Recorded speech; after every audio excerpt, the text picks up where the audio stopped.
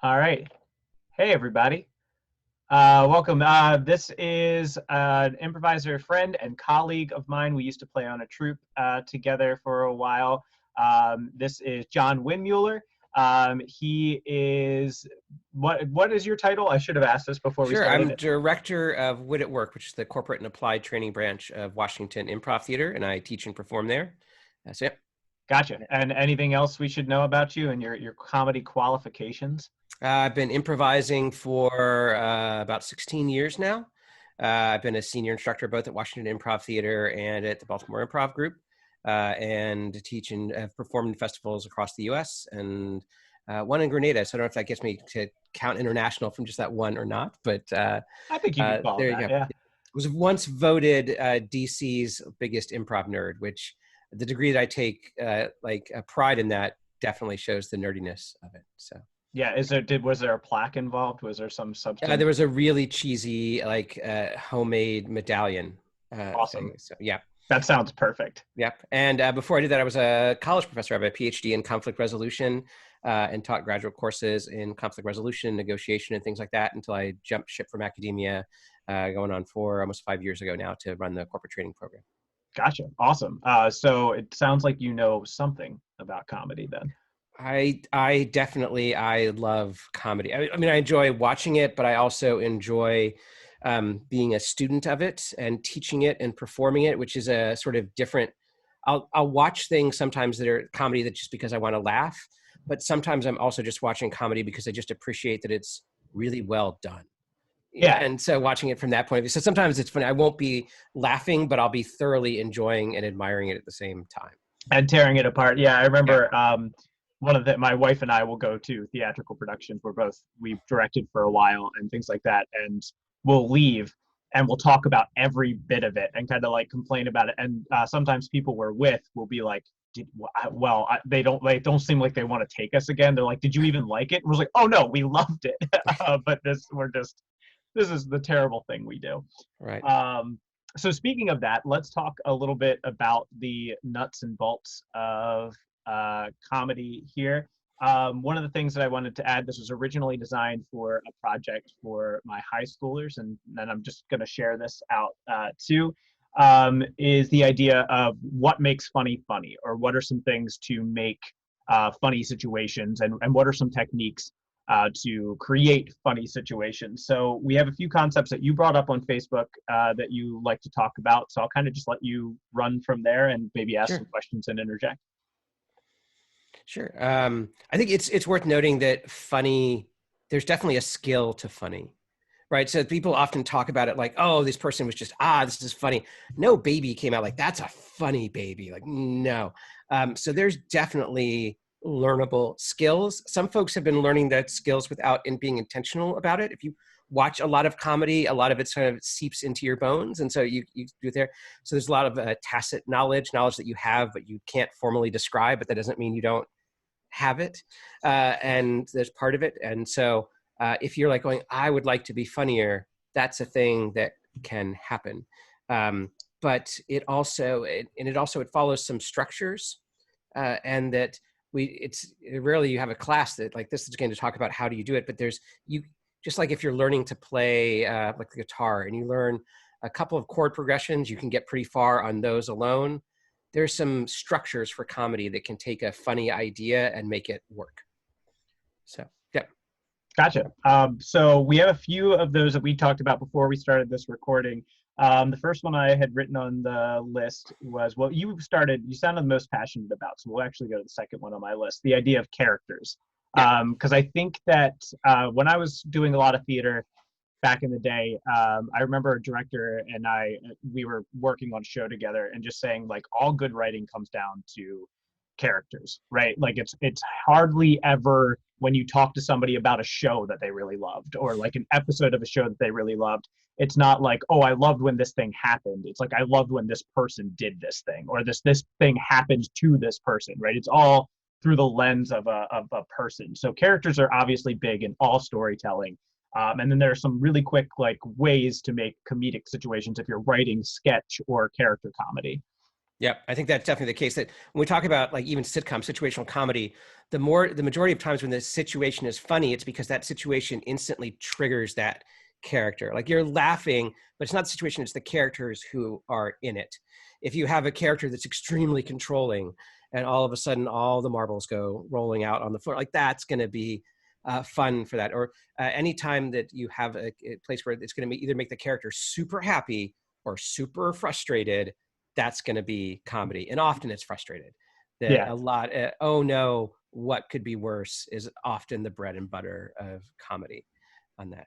And one of those like extreme emotions. So one of the two things we talked about there, you said like, you know, putting a that what you kind of described there is sometimes like a fish out of water situation, Yep. right? I'm in my worst nightmare.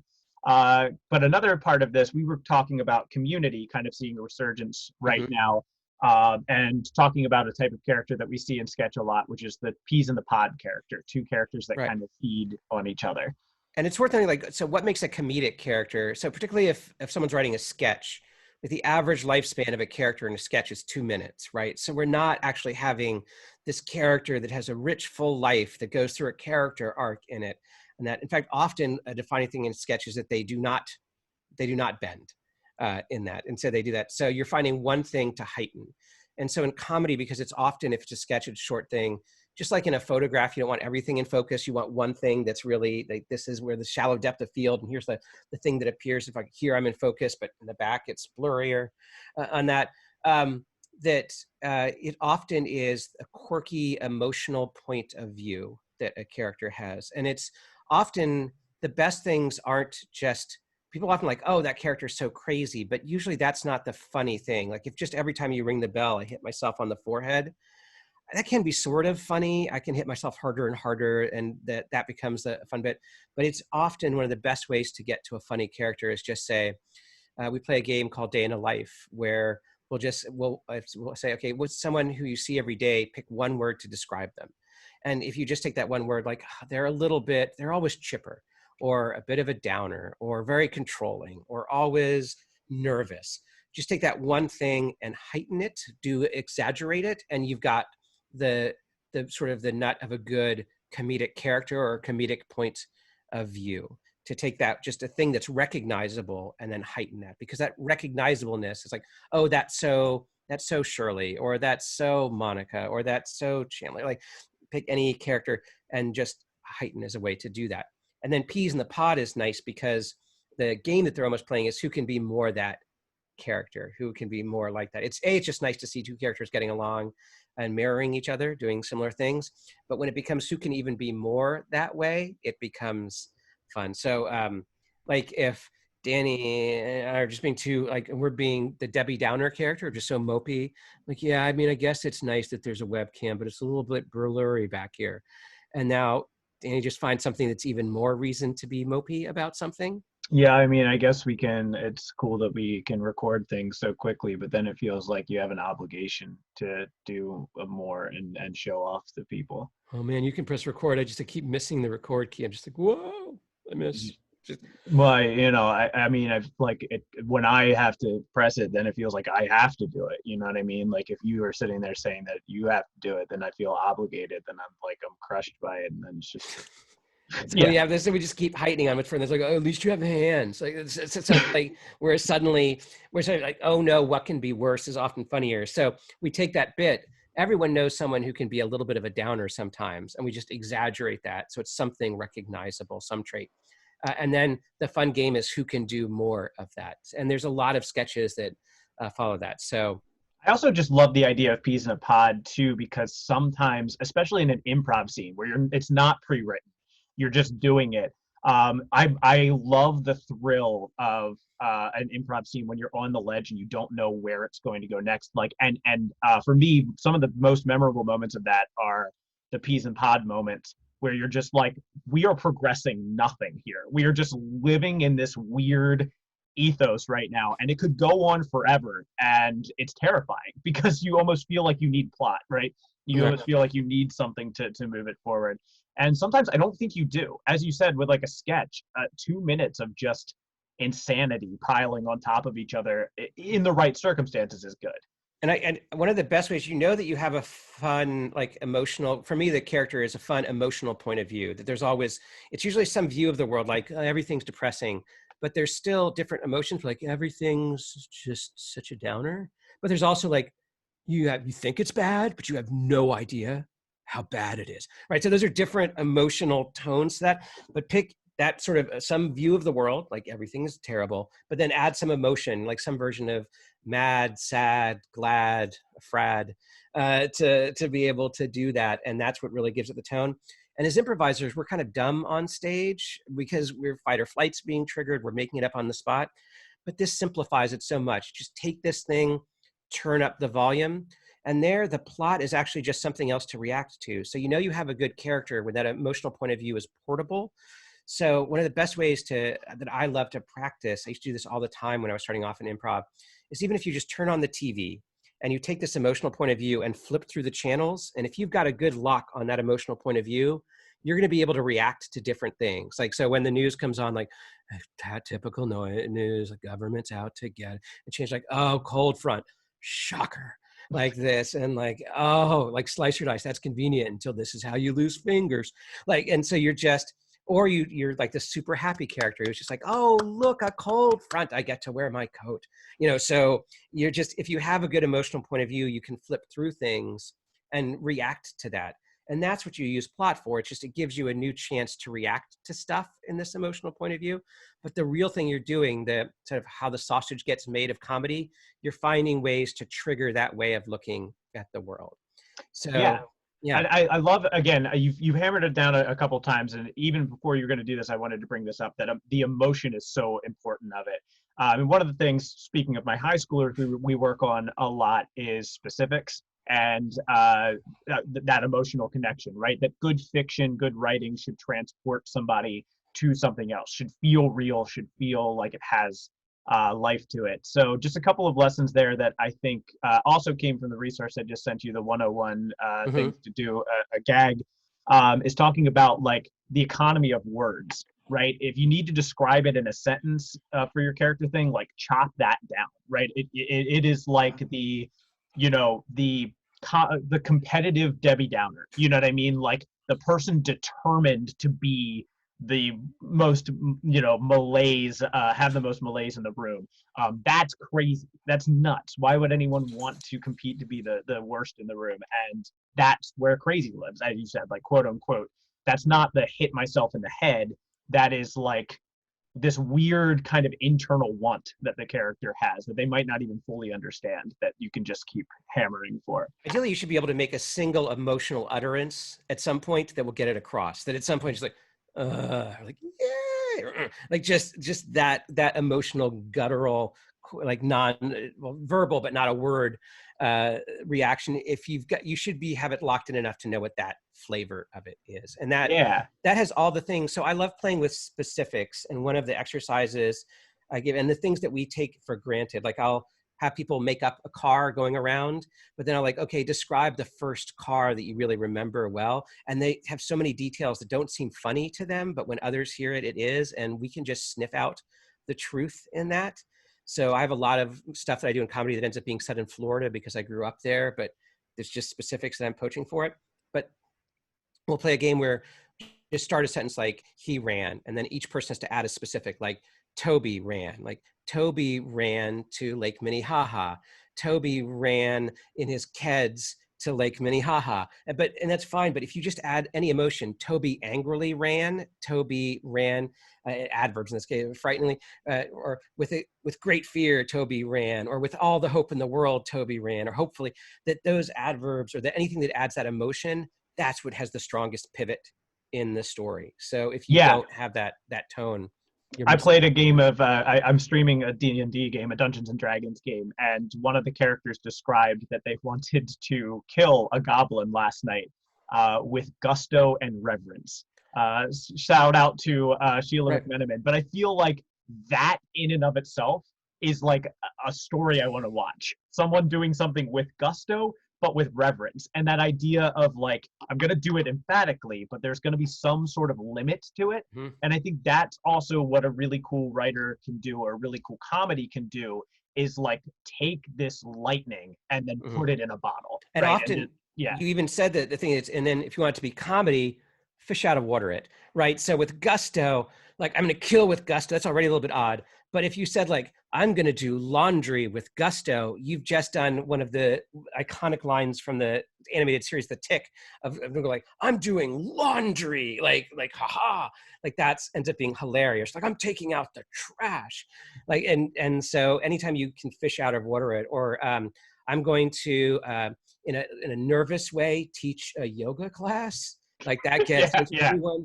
downward dog, but like a well-trained dog, not a bitey dog.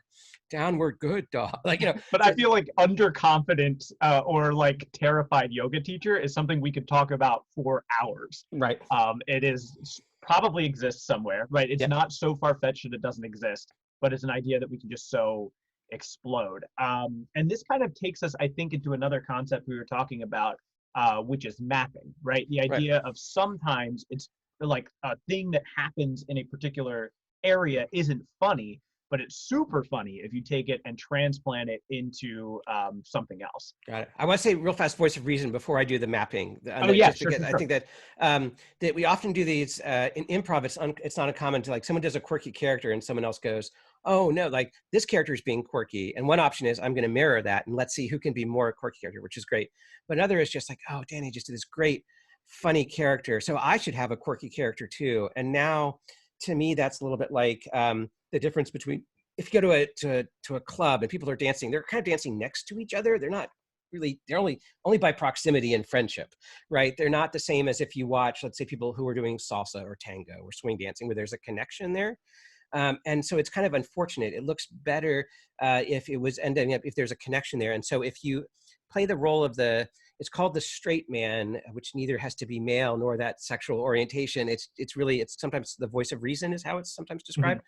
But if you're being quirky, a huge number of sketches, I would say maybe 8 out of 10 of them are there's some character that has a quirky point of view and another that's the voice of reason that's sort of pointing out like, Debbie, don't be so down. Like you just, like you're going to win the lottery. And like, there's tax consequences. Right. And so, but that person reacting, usually the scene reaches the end when the quirky is at a 10 and or the other character is the voice of reason is frustrated at a 10. So frustration is a huge part of comedy. It's not anger of like, how dare you usually, because there's at least enough love that they don't just, there's not a quirky character. They don't just go, you're weird and like walk on out of the, right. They're engaged somehow. And so it's frustrated. Like you're my roommate. I have to figure out a way to get along with you, or you're a coworker or your family or some, right. But you drive me nuts. And so what we're then trying to do in improvisers is if I'm the straight man, I'm trying to give stuff for my character, my scene partner to enjoy reacting to. For Debbie Downer, I'm keep giving her things to be more and more depressed about. And she keeps giving me stuff to get more and more frustrated by. And by the end of the scene, I'm at a frustrated of 10 and or she's at a downer level of 10, or the degree between why she should be happy and is frustrated. And that, So yeah, I love the idea of being the fun voice of reason, because a crappy voice of reason it's just going to come in and just say no, right, and shut down whatever it is. But that kind of goes back to that level of like you've got to have stake in it, that lightning and limit, right? Where we did a scene, I think, remember when we did that Hot Akimbo show, Hot Pursuit yep. and Akimbo blended together? Kim Scarf and I were looking at a house together. Mm-hmm. So my character is very much in love with Kim. Like we want to look at this house, and Kim comes out. Kim's a great improviser and just like throws anything that comes out of her head. She throws out on the stage, and that's such a beautiful thing. So I think she established that there were sharks in in a lake. Right. So I point out that I'm like I didn't know sharks could be in a lake. I point out like the voice of reason thing, but hey, I love you. Like let's look at Right. the house. Let's give it the benefit of the doubt. But I'm having some doubts. And then I think at some point you came in and like established that those sharks now have Wi-Fi. Right. And I throw out a line, and not to like toot my own horn, but this happens a lot with the voice of reason, where the bigger laugh comes when I come in like, well, now I have to throw out all of my prior knowledge about sharks. And the Right. audience loves that because it's the voice of reason thing. It is Yep. them saying like, it's poking a hole in the set but not so much that you're tearing it apart. It's poking a hole and then letting the crazy people fix it, right? Letting Yep. the nutso world take over, to the point where I think that scene ended with like a swamp monster coming out and me Yeah. saying like, I don't want this house. And Right. then we busted Right. and we go. The voice of reason. People always. This is sort of where comedy nerds and the regular audience sometimes miss. The regular audience is quick to think like, oh, there were these wacky characters and that was funny. It's usually not where the laughs are. The laughs are the voice of reason reacting to that, Yes. reacting the way the audience was going like, oh no. Like some of my best scenes, if I'm playing the voice of reason, are just going like, no, like I give up, like that. And what's more for it, if it's comedy, the voice of reason loses. Like that's the Yeah. important thing to know. That character is the one that 99% of the time going like, I'm not the one who's crazy here. Like I'm not, these people are the, no. And then having to walk, because that's so recognizable. But it's amazing how many sketches fit within that formula. That Yeah. there's some quirky character, they drive or character or group of characters all with the same quirk, and some voice of reason or they're who get frustrated to the point but ultimately lose and go, I'm not that. Once you sort of see that as an overall dynamic, you realize, oh my God, just how often it comes up. Well, it is all of Seinfeld, right? Yeah. It is like very few episodes does Jerry Seinfeld play something other than the voice of reason, where like everybody's just coming into his apartment and bringing in these crazy worlds, and he's just like, no, these are facts, right? And Yeah. that is like that generates an entire sitcom series. And it's right? surprising because I think he's less funny as a voice of reason because he's often so implacable. Like he can't be that bothered by things. It's better the more pathos your voice of reason character has, which is why I often why I like straight man in some ways as a term more than voice of reason, because people tend to like, oh, you mean like Spock?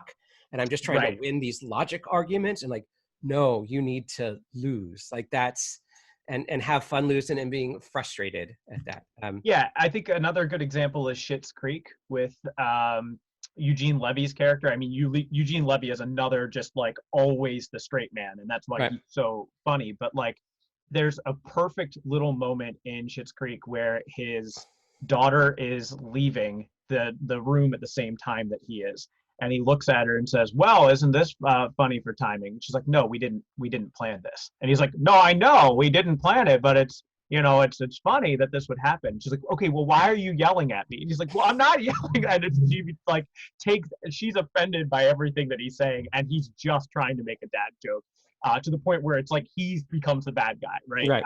And that's always funny of the voice of reason is like this person who's just trying to keep the peace is now the villain here. Yep. If you told me that like for the rest of your improv, all you can do is scenes in which there's one, or usually even no matter how many people are on stage, it's simplified usually if they're either on team straight man or quirky character. If you told me you can only be in scenes that have dynamic, that have a straight man or a voice of reason and quirky, and that's it, I'm like, okay, like that's fine. Like that doesn't really hamper me very much. Yep. At all. That's even You better can than improvise for the rest of your life. right. It's sometimes fine. I give the example of like 12-bar blues, except I think you can get even further than this than you can in music with just the 12-bar blues. But even the 12-bar blues, you can get really far with that. And same with this, and particularly for improvisers where we're making it up. Because the other kind of scene to transition is mapping, is the other kind of comedy scene. It appears less often anyway. And it's certainly very hard for improvisers because it requires you to be clever, and clever is tough. I think it shows up a lot in sketch because it takes a little bit of time to really kind of coax it into something good and complete. But I think like a pretty easy prepackaged one that people do a lot is taking like a normal situation of like, what do you want for breakfast? And then repackaging it in like a police interrogation. I feel like a police interrogation is a great map that you can put onto anything because people recognize it from shows, and then it's almost always funny to have a good cop bad cop situation in a situation that does not call for it, like deciding floral arrangements for your wedding. Right. It's there. It's a fish out of water instead of being a character out of order. It's a situation out of order. Mm-hmm. So if I'm doing a eulogy, but I'm doing a eulogy for something trivial that I'm throwing away, for like the recycling, like you're just gonna put the recycling away. Like so, in some ways, it's a quirky character because I have this odd view that trash is important there.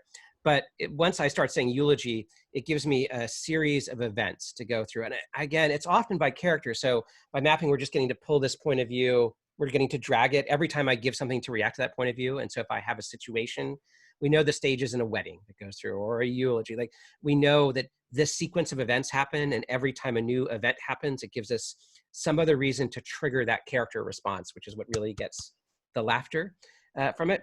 But there's also just, often it's upping the stakes in ways you wouldn't expect it. Like the typical way we teach this is, all right, imagine that you are, do a scene once where you inform someone that they have cancer. Like it's a tough diagnosis, right? We're going to do that. And they take it seriously, like do it dramatically. Great. They go through, terrific. And the better they can do that, the better it will go, because commitment helps. And then terrific. Now we're going to do that, but you're telling someone you've been your carpet repair service, and that red wine stain isn't going to come out of the carpet. But I want you to deliver it like with that same degree of passion, with That all the intensity. stages of it. Yeah. And then that becomes crazy of like, why does this guy care about carpet so much? And even more so, why does he think this person cares so much about their carpet? Because that scene is perfect. Like the person can be sitting there being like, listen, I'm so sorry to tell you this. And then your voice of reason on the other side can just be like, oh, it's a carpet. Are you okay? Like what is going on here? There's I will mention that there's a sketch that became popular in this past month or so called Cute House that if folks look up, has the beginning of it is a nice peas in the pod. The first 2 minutes would be a classic sketch in and of itself, where just the odd thing is that they really get into like at first it seems like they're going like, oh man, that's like the kind of attitude you'd expect, like that's such a rad car, that's so cool for so and so. But instead it's so adorable, which is kind of odd to take this machismo thing to a cute, adorable house. Like that's so dang cute. And they keep heightening how cute it is and things like that. And it reaches a level 10 of cuteness and reacting, which is great. But then they switch over and it becomes a mapping scene to psychodrama and an intervention to get someone to address something deeply in their past. And it's funny because normally that would be something really serious, but here it is someone who doesn't recognize the cuteness in their own life. Like, and so it's really like, instead of being self-worth and this deep psychodrama intervention, instead it's about recognizing that they too can be cute. But that's sort of an example. I like that sketch because it's an interesting of how you make these last longer. You go from one form to another, and it's notable because it's so odd that you even get that complex of a sketch. Normally it'd be one or the other. It would either be a, hey, these are people taking cute really seriously, or it'd be, here's a mapping scene about a psychodrama intervention, but on something a more trivial issue. And I think what's interesting too, and I think it's just the access. I mean, I don't want to get too philosophical here, but I think the access of people to actually make their own films and make new things is just so abundant right now that what comedy used to be is like sharp and saleable. You know what I mean? Like you think about something like the Three Stooges, right? That preference of just this guy's the victim. They're going to fight with each other. We're going to watch a lot of slapstick comedy. We can churn these things out and get them to people, and it's fine. But now, as you said, we can take comedy in this new level. And what I really like about that sketch you're talking about, the cute sketch, is that it almost becomes like, I think comedy is becoming more inclusive. Even if you have the voice of reason or the straight man character who's often the butt of the joke, we still don't want to see any physical harm happen to them, right? I think what we find funny these days is this idea of taking the audience in on the joke, and to take that of like what you said, well, we know the steps of a wedding, we know the steps of a funeral, so that's comfortable to me, and I can take that along and I can go with you there. And now as comedians and in sketch, we can start to then really blend these things together, do really weird new things with them together. And I remember watching that sketch and I thought it was hilarious, but the funny isn't necessarily the performance. It isn't necessarily a memorable character that comes out of it. It is the way that it made me actually emotionally feel for the character when they're just like talking about like crocheted socks and things like that. It is like the emotional journey they took me on. It's almost like this meta game of like, look how I can emotionally affect you with these guys talking about how they want to look cute in polo shirts. Right, which is something that sometimes people say, oh, it's funny, so I'm going to be kind of winky in the humor. And you can, but like the more you commit, the more it's going to have more payoff in it. So it has that. A lot of comedy, when they talk about like what's a grand unified theory of what makes something funny, benign violation comes up as a concept all the time, which is we think it's not a harm, but we go against the expectations. Magic acts are a benign violation, right? Like you think it should happen, but then there's a trick, and it does. A lot of jokes have that. Two nuns walk into a bar, the third one ducks, right? Not hilarious, but like, oh, we set up this pattern, and then there's a pattern you thought, and it does, and it breaks it. Puns do that as one example.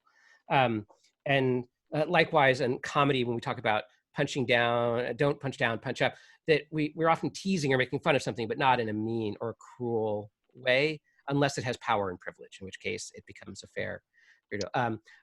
A wealthy baron on his yacht who slips on the banana and lands there, like, ha ha ha, perhaps there.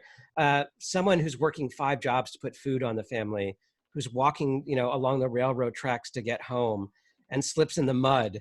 Like, that's not going to be funny. Like, maybe at some point there's she does it again and again, and then we're laughing, but then we're more laughing at the horribleness of our laughter. Yeah. But in general, no, that's not where you're going for the laughs. And I think that's important too, especially, again, talking to high schoolers about comedy. Something that I see a lot is just like picking on, right? You know what I mean? Because I think like when we first start in comedy, so much like, I as you said in the beginning, comedy is learnable, and you might be like tacitly learning these skills. For me personally, I remember I learned comedy from my uncles, like just seeing my dad and his brothers rapport, and I could see their pattern, and I learned that, and I kind of like got myself into that. But the other part of it was just like protecting myself. Like, I was an awkward kid. I wasn't great at sports. Like, so funny was what I could do. Funny was what I could do. And sometimes, regrettably, it meant moving the target to somebody else. But as you become a more refined comedian, I think it's important to, like you said, if there's going to be a butt of the joke, it's got to be the people up top, right? You like really biting satire can be great for that. But, there's no reason to pick on somebody who doesn't deserve it, for lack of a better term, or, who isn't privileged. Like I think especially now audiences are seeing through that, and they're uncomfortable with it. Yeah, which I like. The good thing. There's a certain morality built into comedy, which I like. That's kind of built in there, which is a good thing.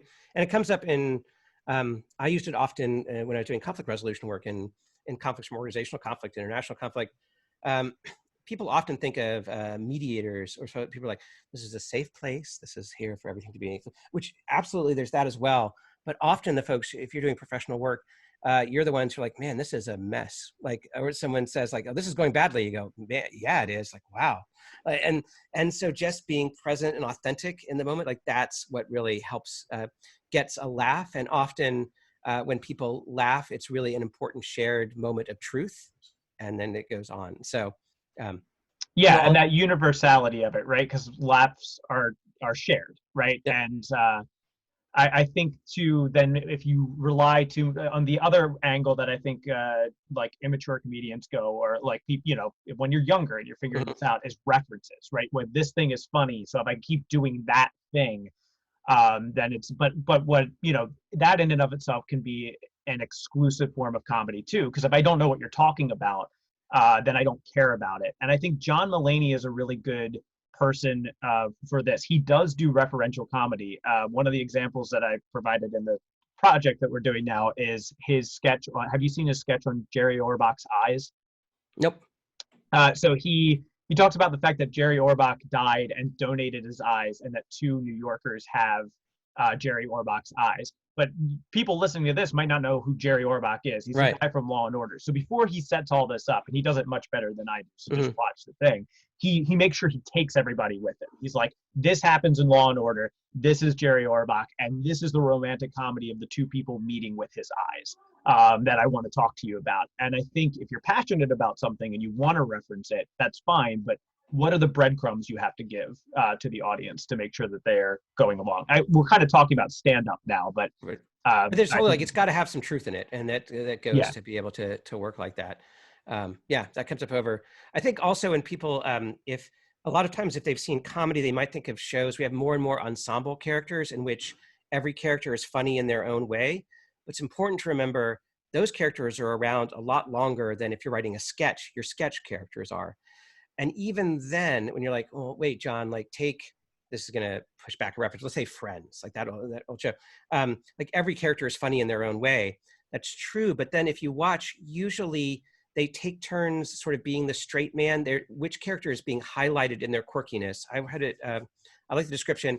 You know, a cobra isn't always like up, like thinking like this is a cobra. Sometimes it's just going around doing snake stuff, Yeah. right? And Sometimes so, it sleeps. Yeah. right. And so in any given scene, even if we've been with these characters for a long time, if you're writing a whole pilot and like we're watching many episodes or down the line, in any given scene, we're probably not highlighting the quirkiness of all the characters. We're picking one character, like something that's going to drive Monica, who's very anal retentive and needs to have everything. Like this scene is designed to drive Monica nuts. Then Joey or Chandler isn't going to be all, Joey's not going to be all Joey-ish, Chandler's not going to be, but no, they're going to be reacting more just like anyone would react to Monica being overly nutty about this. Yeah. And so, and I think that that's that comfort character too, right? If you're in season 6 of your show, you have that idea of like the audience knows Monica, so we can just throw her into this situation. If you're doing a 2-minute sketch, you might not have that. So either your premise has to be there, or you just take a very recognizable character. And that, as you said earlier, as we talked about earlier, that recognizable character can be an emotion, right? It can just be a person who has a point of view and we understand that. Or it can be like an archetype. If you want to get super nerdy about it and go into like commedia dell'arte or whatever, of like, you know, the character who's like always lives to serve, right? right. And we can establish those in very 2-dimensional ways to just get to the funny, to get to stuff that we want. The cute sketch we were talking about earlier, right? It opens with a guy that we would very much, you know, see on the streets of LA, but he's looking at a cute little house. So we immediately are like, I know that guy. Let's flip my opinion of him. Right. And the other thing you see in that, since you mentioned it, is we see heightening, which is important. That you need to make a choice. Like, what is funny in this sketch? In this, and like, okay, it's this point of view. Great. Are they all going to have that point of view, or is there going to be one or more that have the voice of reason? Great, make that choice on it like that.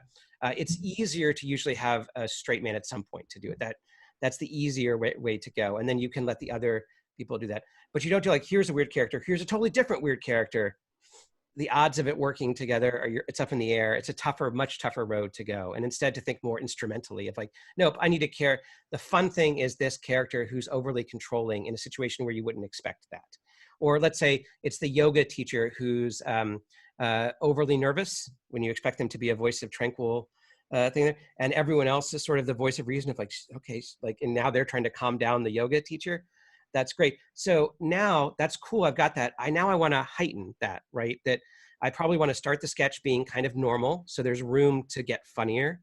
If we start most songs just in the beginning of a crescendo, it's hard to know where to go, right? So start with something just recognizable. If you look at most comedic sketches, the first 5 to 10 seconds aren't funny. They're just establishing where, who, what, and where, like what's going on there. And then take that seed of thing and then heighten it over time. And usually you're heightening it across a pattern, just like music. So I give something for that yoga teacher to do, the first pose, and she's kind of nervous about, right? Second pose, even there. Third pose, now really freaking out. Right. Like, you're going to be standing on your heads on this one. I don't think you can do it. I shouldn't even be teaching you. Right. I'm going to come 911. So we're ready for this. I've got it. All I have to do is hit send. And right. So they know me there. Yeah. So they hang up on me, but they know me. And so you have that. And the nice thing is, again, with each time that she does a new pose or he does a new pose, then that's the beat where we get to heighten it. So we can even more and more safe pose, but more and more panic. And then if you want to really nerd out, there's how do you end the scene? How do you get the button of it? So there's heightening. It's getting like, the yoga teacher is getting more and more nervous and needing support. Also, and on this, the audience or the participants are getting more and more frustrated by her. So this is what's going up. That's cool. What's going up there? But how do you end it? How do you have a feeling of like, yes, this is the end of the scene? You usually want to either at the end have like even a dramatic uptick on heightening. So it's like da da da da da da da da, like, oh God, like it gets really bad, or that can get really hard. So what you do, the nerdy term is rest the game, to give it a little bit of a break, or to put it in artistic pattern. There's a reason why AABA comes up a lot as a pattern. It's like heighten it. I'm nervous about this pose, but we're introducing it. Great. Here's the next pose. Okay, I'm even more nervous. Do this. The students go like, hey, let's intervene. Nope, now we're changing. Let's have a talk. How's it going? It's going cool, cool, cool. Great, next pose. All right, here's where we all die, right? So by weirdly enough, it was a linear thing going up, but by taking a little bit of a break down, this suddenly feels like, oh, it was even more heightened, and we get to return to the game. So that comes up often. And so we have these things like rule of 3 and resting the game as a pattern to that heightening that feels comfortable. And it's worth noting that before you go like, oh God, this is feeling like it's so structured.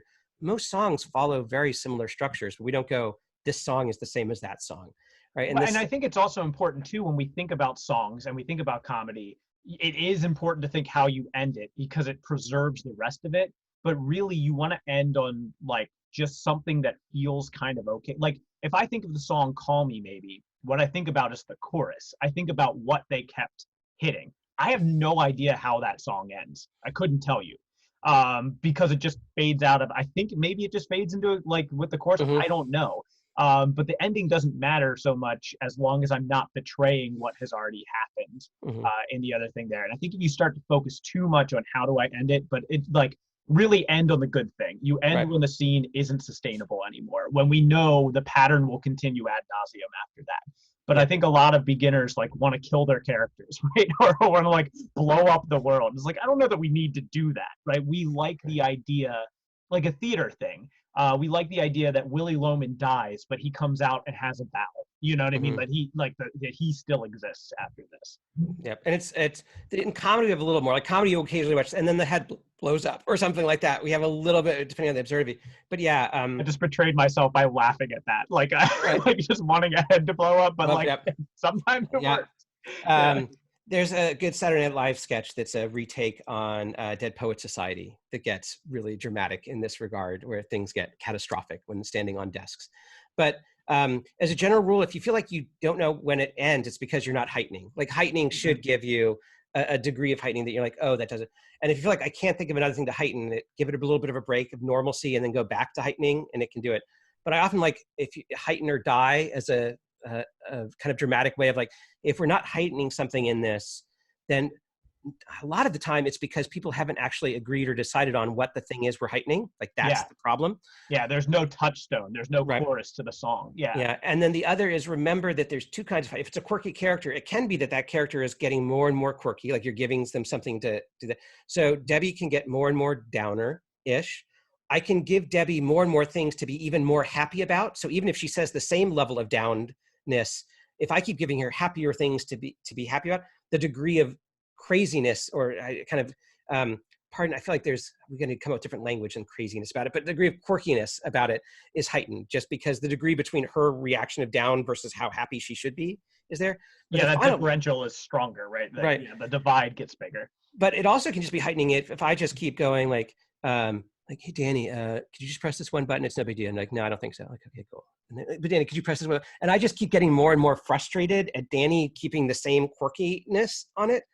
Then that can be the heightening. It's just my degree of like, no, I just wanted the finger button. Yeah, I'm not going to do it. I'm not. And then I like, at a certain point, it becomes crazy that I like, at a certain point, me as the voice of reason, the straight man, should just press the button. Right. Then I trench my heels in and I'm not going to do it. And I think this reminds me of like every Key and Peele set of like, there's almost always a point where one of them is like walking around the entire scene and just like can't contain themselves and like throwing their hands up. And I'm thinking of a sketch that Maggie Fennessy sent to me for the project I'm doing, where it's dueling hats. And it's just like, you know, the one guy comes up and he has like a brand new hat with the tag still on. And the next guy comes up and he has the hat with the bag on. And it's like 2 minutes, but it's like, who can have the newer hat? And there's no voice of reason in it except for the guy in the background who's just watching them and like, what are you doing? Like, why? But that person in the background makes a big difference. People really under the folklore is that the straight man got paid more on it, because often as the straight man, if you're being a quirky character, you're just being that quirky character. I'm setting you stuff up for it. Like if you're the character who's always depressed or a downer, like downer for it, I'm intentionally going to keep pulling things like, okay, that's fine. You're not happy about this, but look at this thing. I'm actually setting you up to be sad at something that's happy, that I'm setting my character up for failure as a performer there, but that's intentional, and we're Yeah. doing it like that.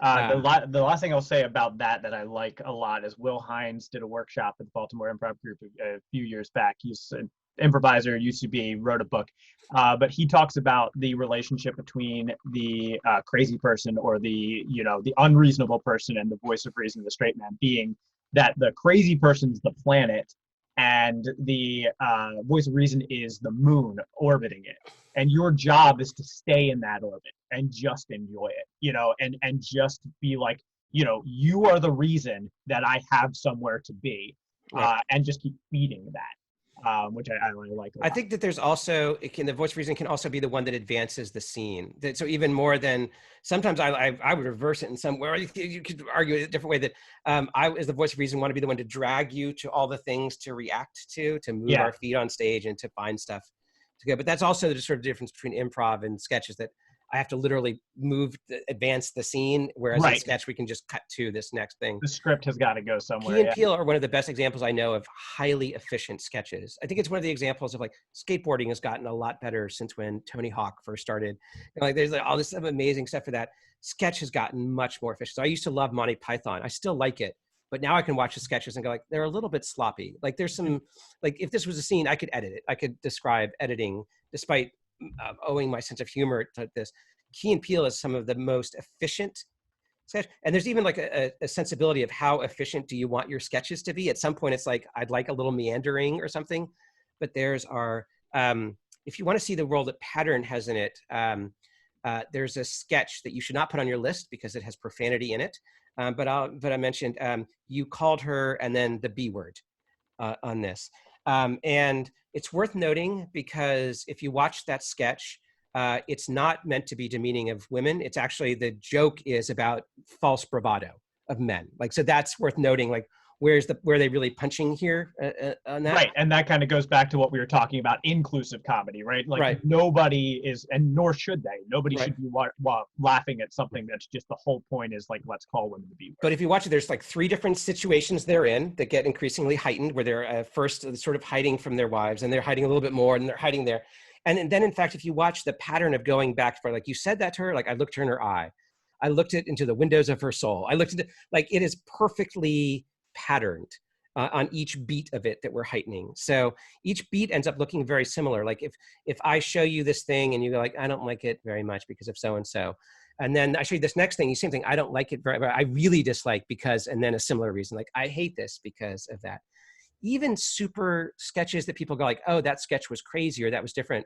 Like SNL, the one with Tom Hanks. Mr. Pumpkins or whatever? Mr. Pumpkin. Yeah. It's a perfectly formulaic sketch. People are always like that. The only thing that's odd about it is that the quirky character there doesn't have a sensible deal. It is like the Bell deal. And in fact, he even says it, like, why are you doing that? Like, I don't know, it's because I'm David Pumpkin. Which sometimes is your justification. Like, how can you, like, why do you hit yourself whenever you hit the bell? And you can either give a really good reason, or you can go, like, that's just how, I don't know, that's just how I roll. Like, right, like, why is there's that improv exercise of, like, you filled the bathtub with whatever, or you filled the closet with, like, why is the bathtub full of turtles? And if you just say, like, love, but, like, to your prior point of, like, I'm committed to it. Like, as long as that character believes that bathtub is full of turtles because they're in love with you, right, that's nuts, and I want to watch it for so long. Right, that's the power of love, man. Yeah. And it's worth knowing, like, no one's gonna find, for improvisers, we know on stage, no one's gonna find it.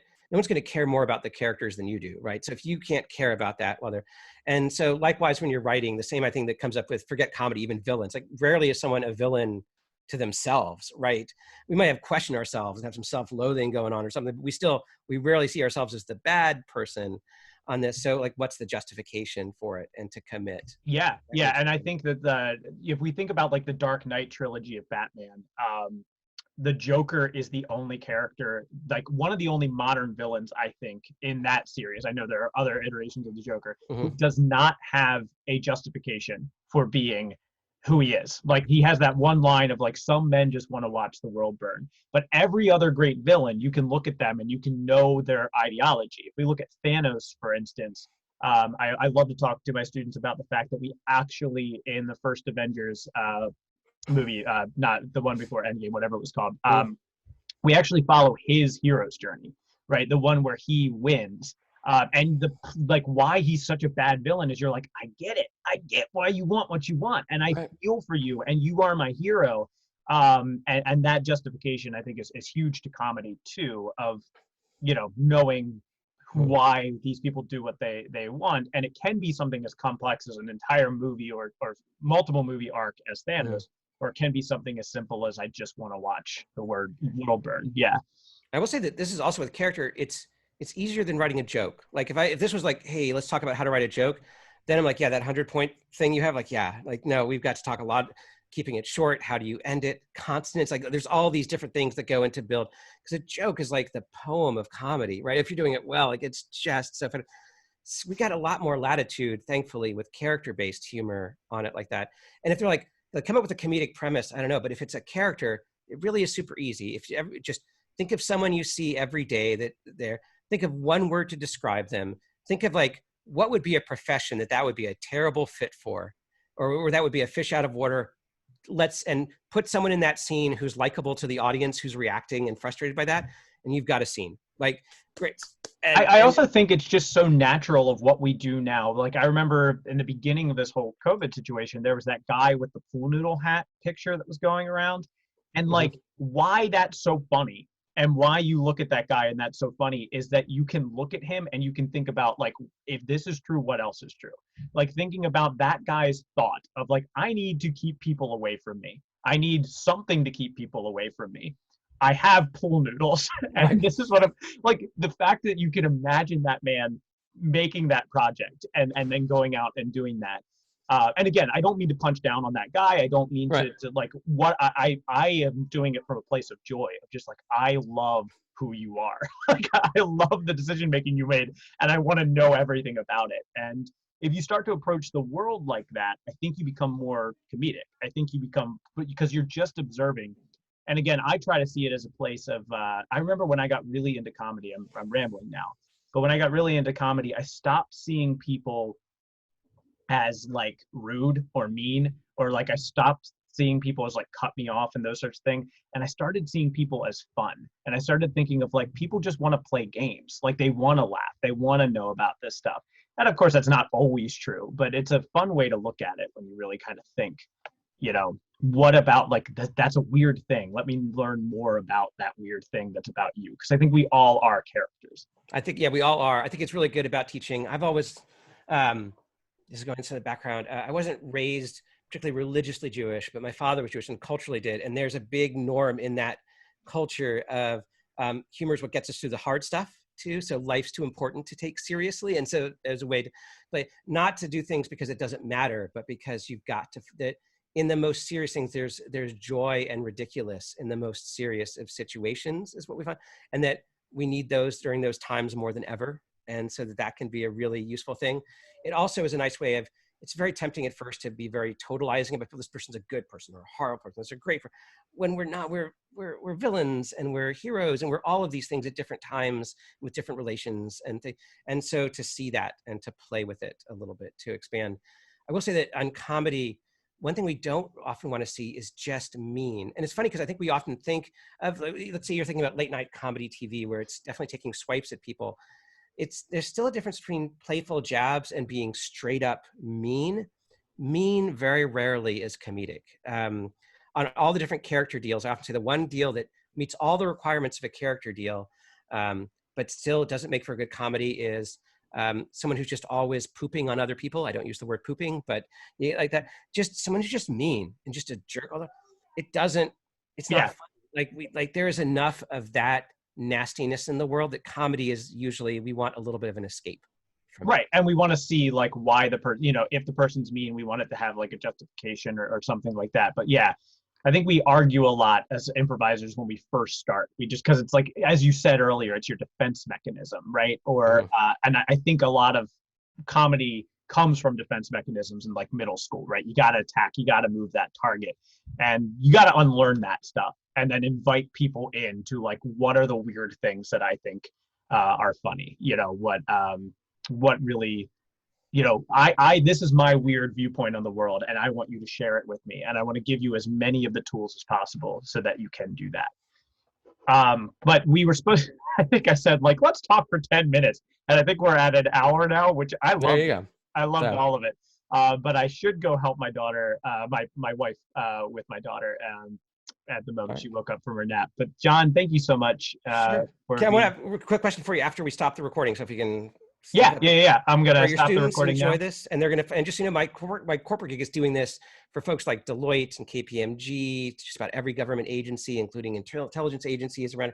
Like, there's comedy because you want to make people laugh, and that's wonderful. But it's also about how you connect with people and find the joy in difficulty. That even if you never get on stage with the title of comedian above you, there are a number of points in your life where being able to find the funny and having some skills with that is going to serve you really well. So yeah, 100% agree with that. John, thank you so much for thank you. being on. Students, if you've watched the entire hour of this, thank you so much for that. You are dedicated. You deserve some extra credit. Have a good one.